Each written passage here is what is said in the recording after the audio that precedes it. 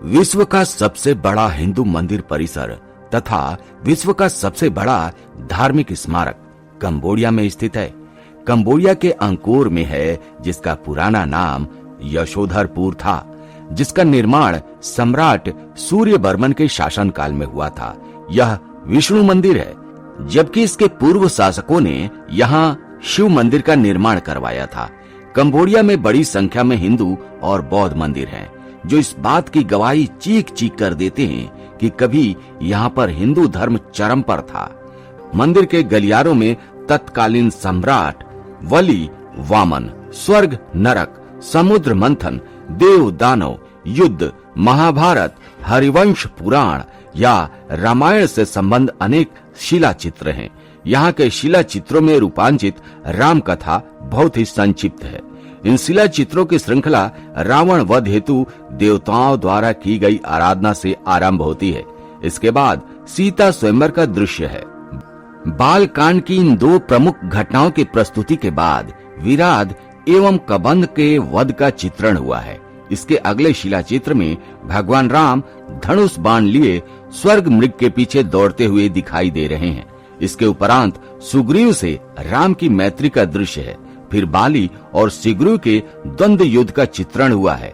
पर्वतीय शिला चित्रों में अशोक वाटिका में हनुमान की उपस्थिति, राम रावण युद्ध, सीता की अग्नि परीक्षा और राम की अयोध्या वापसी के दृश्य हैं।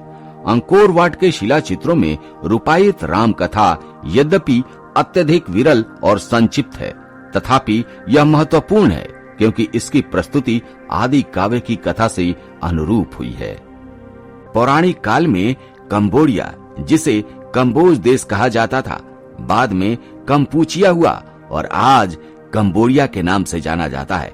पहले हिंदू रहा और फिर बौद्ध धर्म को ये लोग फॉलो करने लगे। सदियों काल के कालखंड में 27 राजाओं ने यहाँ पर राज किया है। कोई हिंदू रहा तो कोई बौद्ध रहा। यही कारण है, यही वजह है कि पूरे देश में दोनों धर्म के देवी देवताओं की मूर्तियां बिखरी पड़ी हैं। भगवान बुद्ध तो हर जगह है ही, लेकिन शायद ही कोई ऐसी खास जगह है जहां ब्रह्मा, विष्णु और महेश में से कोई न हो। फिर अंकोर वाट की बात निराली है। ये दुनिया का सबसे बड़ा विष्णु मंदिर है। विश्व विरासत में शामिल अंकोर वाट मंदिर समूह को अंकोर के राजा सूर्यवर्मन द्वितीय ने 12वीं सदी में बनवाया था। 14वीं शताब्दी में बौद्ध धर्म का प्रभाव बढ़ने के कारण यहाँ के शासकों ने इसे बौद्ध स्वरूप दे दिया। इसके बाद की सदियों में यह गुमनामी अंधेरों में खो गया। एक फ्रांसीसी पुरातत्व विभाग ने इसे खोज निकाला और आज ये मंदिर जिस रूप में है, उसमें भारतीय पुरातत्व विभाग का खासा योगदान है। दुनिया के हर जगह में भगवान शिव की पूजा होती है। आदि काल से भगवान शिव की पूजा होते आ रही है और हर धर्म में इनका खासा महत्व है। सनातन धर्म करोड़ों साल पुराना है। जी हाँ, ये आदि धर्म है, अनादि काल से चला आ रहा है। अगर बात इस्लाम की जाए तो इस्लाम जो मजहब है वो मात्र 1465 साल पुराना है। और अगर बात ईसाई धर्म की जाए तो ईसाई 2018 साल पुराना है। बौद्ध धर्म 2500 साल पुराना है और इतना ही पुराना जैन धर्म ही है। इससे पहले ये क्या थे? ये सनातन धर्म का हिस्सा थे। इसे कोई झुटला नहीं सकता। बुद्ध और महावीर के माता पिता भी हिंदू ही तो थे। इसलिए सनातन धर्म ही विश्व का सबसे पुराना धर्म है। इसलिए पूरे विश्व में इसकी स्थापना के लिए काम किया जाएगा। इस देश के झंडे का चिन्ह भी हिंदू का एक मंदिर है। सबसे बड़ा सवाल ये है दोस्तों कि कंबोडिया में दुनिया का सबसे बड़ा हिंदू मंदिर है, लेकिन 100% हिंदू धर्म को मानने वाले हिंदू कहाँ चले गए? कंबोडिया में दुनिया का सबसे बड़ा हिंदू मंदिर तो है, लेकिन वहाँ कोई हिंदू क्यों नहीं है? इतिहास के मुताबिक यहाँ के लोगों ने दूसरे धर्म को अपना लिया है। वर्तमान में इस देश में मात्र गिनती के हिंदू बचे हैं, लेकिन दुनिया का सबसे बड़ा हिंदू मंदिर इसी देश में है। एक चीनी यात्री का कहना है कि इस मंदिर का निर्माण महज एक ही रात में किसी अलौकिक सत्ता के साथ हुआ था। यह सब तो इस महल रूपी मंदिर से जुड़ी लोक कहानियां हैं।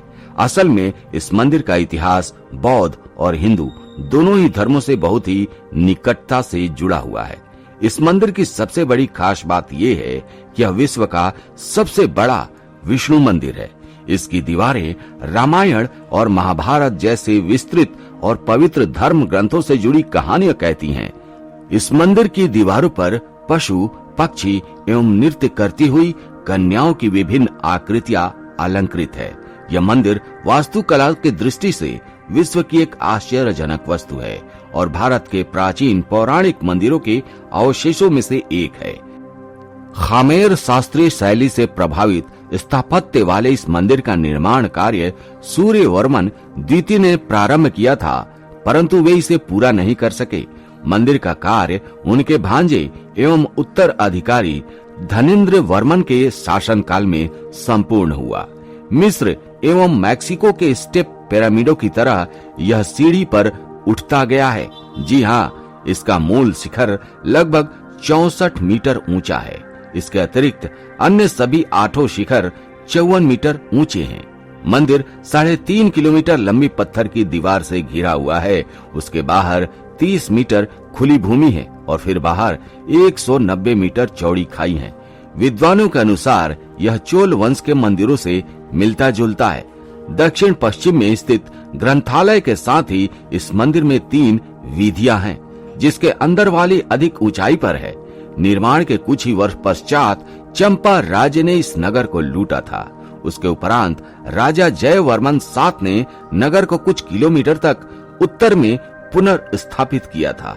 14वीं या 15वीं शताब्दी में थेरवाद बौद्ध लोगों ने इसे अपने नियंत्रण में ले लिया था।